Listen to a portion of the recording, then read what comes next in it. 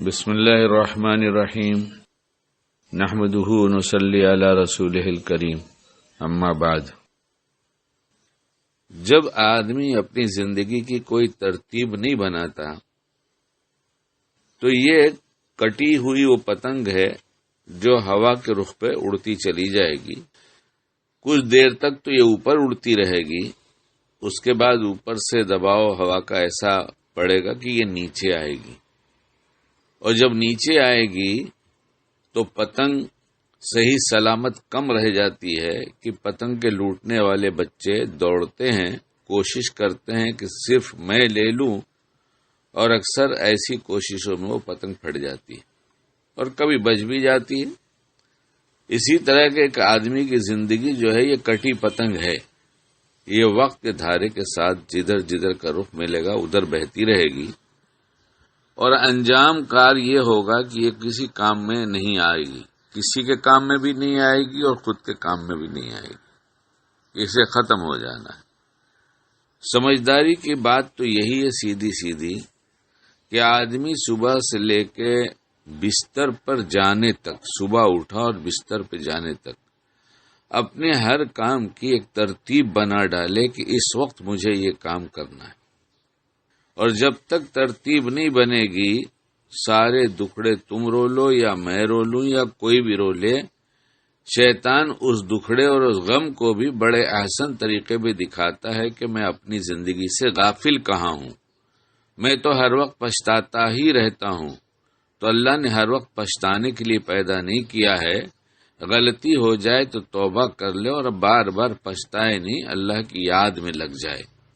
اور کسی بھلے کام میں لگ جائے۔ دنیا کا بھلا کام کرنا بھی اللہ کی یاد ہے، کہ جب اچھی نیتیں ہیں مومن کا کوئی وقت دنیا نہیں بنا کرتا۔ اگر وہ دین بنانا چاہے اور نیتیں سیکھنا چاہے اور سب معلوم کر کے ہر عمل کیا نیت کی جائے تو مومن کا کوئی عمل بے دینی کا بنتا ہی نہیں، سب دین بن جاتا ہے۔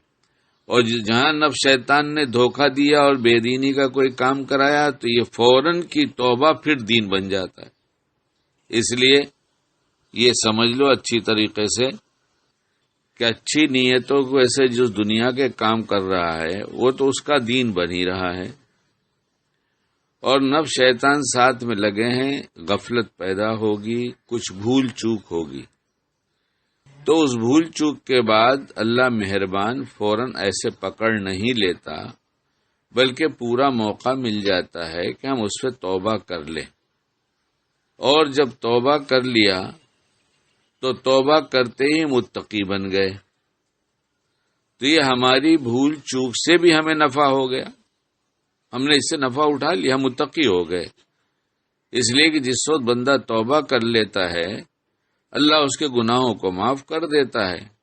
اب نامہ اعمال صاف ہو گیا، تو اب جب نامہ اعمال صاف ہو گیا تو ایک متقی اس کا نام رکھ دیا گیا۔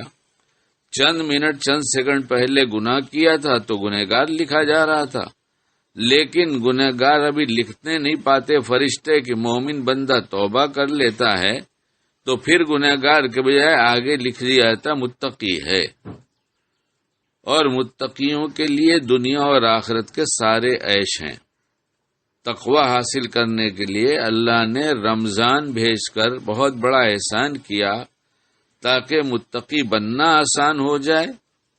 اور زندگی کی ایک ترتیب جو 11 مہینے الگ ڈھنگ سے گزر رہی تھی ایک ایسی بے ترتیبی پہ آ جائے کہ اس سے اچھی کوئی ترتیب نہیں ہے، وہ ہے رمضان کا مہینہ۔ لیکن اللہ مہربان نے ہم پر بہت مہربانیاں کیا کہ اس میں بہت سے جائز کاموں پہ پابندی لگایا تھا، اس لیے مہربانی کر کے ایک مہینے میں جسمانی نظام کو بھی درست کر دیتا ہے اور روحانی نظام کو بھی درست کر دیتا ہے اور گھریلو نظام کو بھی درست کر دیتا ہے۔ لیکن کہیں ہم اس طرح سے دھوکہ کھائے بیٹھے ہیں کہ ہم نے تو یہ سمجھ رکھا ہے کہ رمضان میں ڈشز ہونا چاہیے اور مسز کو پریشان ہونا چاہیے۔ اللہم ارزقنی طیبا واستعملنی صالحا۔